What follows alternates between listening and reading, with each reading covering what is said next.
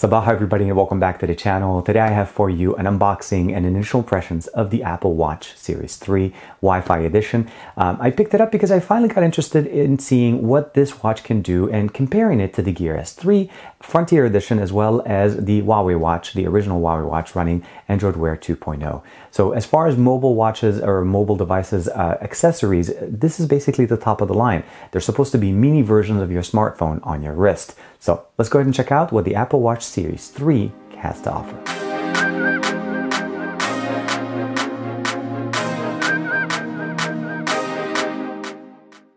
And here's the box. Extremely simple Apple Watch Series 3. This isn't the LTE, this is the Wi-Fi version, and there is an additional premium for LTE. I don't have really a big use for LTE as far as using my watch separately from my phone. And if I am going to go far enough, most of the new watches, specifically this one, has GPS, it has Wi-Fi. I'm going to be able to use what I want till I get back in range with my device. Overall, very simple box, not much descriptive. We do have some information in the back, but nothing big. Let's go ahead and unbox it. Real quick before we open up the box, this is the Series 3 42mm casing, space gray aluminum, soft band, and gray as far as the band.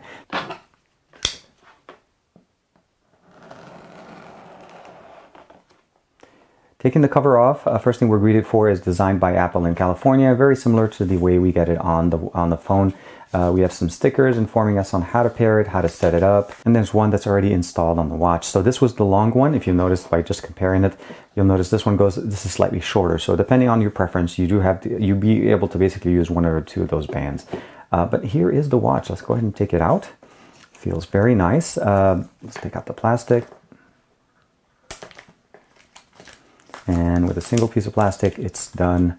And one more here for the back. So it feels very nice. It has some weight into it. I'm actually surprised. I thought it would be a little bit lighter as far as a watch.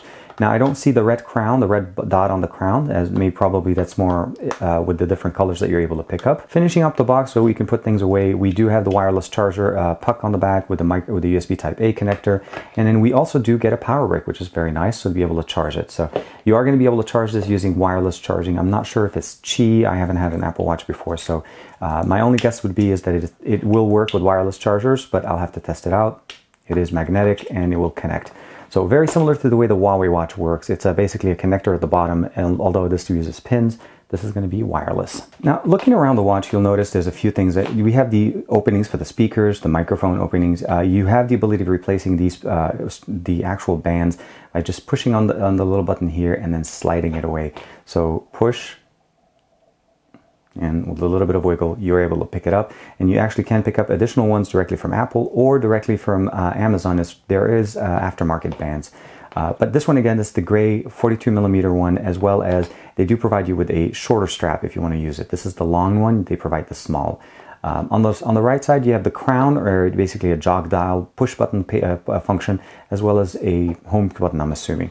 Now, by pushing it, I realized I just turned on the watch. So the watch is booting up, and as it's doing this, I'm going to do a quick comparison for you guys. Now, this is the Huawei watch, the original Huawei watch that I've used for some time. I find this to be the best design, overall ergonomics, really basically the best Android Wear watch that I've had used for a long time. And what I like about this is the stylishness of how it looks. It looks like a regular watch. I like the band that comes with it. You're able to customize the band, use regular watch bands, and then change them. And then, of course, you can change your watch faces. Sorry, this is Android Wear, so you just basically swipe, and you can change different watch faces to whatever you'd like and use it that way. What I do appreciate about this is comparing them head to head. Both of them run applications natively on their actual device. Both of them have a speaker. Both of them are Wi-Fi. There's no LTE between the two. And I just overall like the aesthetics a little bit more. I'm not trying to downplay the Apple Watch. I'm just saying, if it has to look like a watch, or it has to be called a watch, why not make it look like a watch? This is the Gear S3 Frontier Edition LTE model. So this would be more comparable to if this one had an LTE band connection to it. So we have speakerphone on both of these. We are running Tizen OS on this system. We are not running Android Wear. This is proprietary to Samsung, where we also have Watch OS, and I think it's basically the latest version of Watch OS already loaded on here.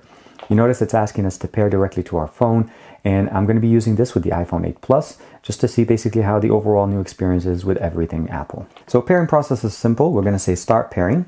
It's going to look for it. You'll notice they're going to start communicating. You'll know it right there. Hold the Apple Watch on top of the camera. So we're going to use the camera itself. We're going to use the sensor, and we're going to basically position it to be over the Apple Watch. and they're communicating with each other now. Now it's asking us to go ahead and go through the setup process, and it says, on wrist, where do you watch? I wear it on my left arm. So it's going to be configured to be a lefty. By default, it doesn't have any preference, and you can customize it to whichever direction you'd like it to use. The next thing we need to be is enable route tracking, which will be really nice for running. Use Siri, of course. We're going to say OK. I'll set that up, and then we're going to click OK and create a passcode. Don't add a passcode right now. And then set up activities. We'll skip this step for now. While the watch is finishing the setup, I want to show you guys that using the Apple Watch is slightly different than using the regular band. It actually goes over and in and then clips into the little hooks that you have here. So it has a much better setup, and using the actual weight or pressure from your arm, you're going to basically make sure that it sits on your arm and it doesn't fall off. Well, it actually looks and feels pretty nice. I like the material they use for their sports band is not the same as some of the other ones I've seen, like this one. This one feels a lot more rubbery, and it just actually has that rubbery feeling on it. Where here it just feels very nice. It's very soft. Your watch is ready. Press the digital crown and we're going to be able to go home. So it's going to vibrate a little bit and we're going to be going in. It's synced up, and here is the Apple Watch. Now, I haven't worked with it, haven't used it, haven't run with it, so no activities have been tracked. But again, looks very nice. Just want to show you guys how it would look like if I say I'm comparing it to the, here's the Gear S3 Frontier Edition. They both look very nice. It's a little bit smaller. This is more of a rounded shape. We have the ability to use it's not the digital crown, but the configuration here to be able to scroll through, change different options, as well as the digital crown on the Apple Watch. And then lastly, just comparing how it looks like, again, comparing it to the OG, basically the Huawei watch, Android Wear 2.0. It looks very nice. It's comparable. They're about the same size, although we're looking at, square to circle. But as far as footprint on your arm, it feels about the same. You do have definitely a lot more options as far as what you can get with the bands here. So you can replace them, but they are proprietary connectors. So you can't just pick up a regular watch band like you can on the Huawei watch. Pressing the digital crown takes us directly into the applications. You can scroll through, and this is typical of the Apple Watch. We have the heart rate monitor. We're going to go through here. I'm going to say next, and let's go ahead and turn on. So let's see if we can run a heart rate monitoring real quick. It's measuring. It says it's running at about 108, which, no, it's not bad. I guess I'm excited about using this watch. It's dropping to about 106. We have the ability of going home, and we also have no accessories installed. That's the Apple Kit. And then we have Apple Watch, of course. We have to add our cards to it and wallets. We have iTunes built in. Let's go into the settings real quick. So we have time, airplane mode, Bluetooth connectivity, as well as do not disturb, general, brightness, text size, sound, graphics, and passcode. Let's go ahead and brightness and text size. So the brightness right now is kind of dim. Text size, let's go here, and we can go actually a lot bigger than what we had. So by default it comes, let's go down here, it comes to about almost 2 notches on the left. We'll go back, and can go bold text, cancel. And the responsiveness, I have to say, is extremely fast. This is very comparable to the way you're experiencing your UI on your Apple device. So you need to just keep that in mind. It's very, very, very smooth. And again, you're noticing the new updated hardware that we're getting here. We have iMessage built in here. No messages yet on this one. I still have to go through and set up all of this stuff. And of course, we have maps. So we're able to turn on map, allow location. I'm going to say yes. It'll be able to basically pick my location, find addresses, and then you're using it as its own running application. And then here, if I'm not mistaken, this is a shutter release application for the camera right here on the right there. You could see it. Let's go ahead and do this. So you could, not exactly the best situation to do a video, but you could definitely see me. I'm using the watch, and you can use this as a remote trigger for your phone. So you can set this up somewhere and be able to initiate a picture or a video. Scrolling seems to be very nice. Pressing it once takes us directly and shows me the recent apps. And then can I? Yep, I can actually remove them. So you can, but you don't have the ability to do in clear all. So that's something that we're still not going to have. Pressing the crown takes us back home. Pressing it again doesn't work. Let's press and hold. And what's the weather like today? Scroll to Siri and dictation. The built-in speaker and the ability for Siri to talk to us back on the watch is definitely very nice. Call quality is supposed to be really nice. And of course, this is the tracking information. You can see how much I've been running, working, doing all the different activities. That's one thing I definitely have also looked forward to seeing about this watch. Is it's supposed to be one of the best fitness trackers on the market.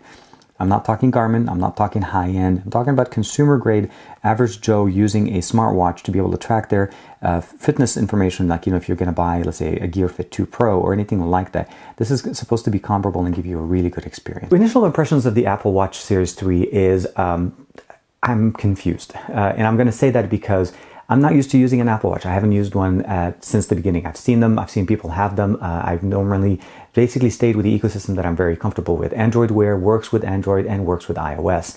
Now, you may say that it doesn't work the exact same way, but it does work. So that's one of the reasons why I like Android Wear. Now, Tizen OS has some limitation. It's supposed to be compatible with iOS, although there is some limitations, and I think this just need to update the application on iOS, as the Gear Fit 2 Pro, which is what I wanted to compare this watch to, isn't compatible with iOS 100% yet because the app hasn't been pushed out. So short answer is Apple Watch is only used with Apple devices. I've seen some people say they've been able to sync it up to an Android device, but reality is it's not going to function the same way it's intended. Where the Gear watches are supposed to, and they do work with both ecosystem, may not be the same system functionalities, but they do work with them, as well as Android Wear. So there is some pluses and minuses by going to an Apple Watch. I'm going to be using this as my main watch for my iPhone for the next couple of weeks as I'm doing the review for the iPhone, because I feel like it's a nice combination. Also, I'm going to be using my Gear Fit 2 Pro as my watch for my Android device, because that's the fitness tracker I'm going to be reviewing.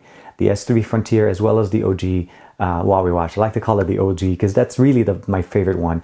Still work very nicely, and they are paired to my Android device, but we won't be comparing them directly head to head, as I already know how they function. I know the battery life, I know how they work, and it's easy for me to make a judgment call on how the Apple Watch performs. As usual, like and subscribe. Let me know in the comments below what you guys like to see as far as focus on the Apple Watch. What are your thoughts on with the Series 3 if you picked one up for yourself?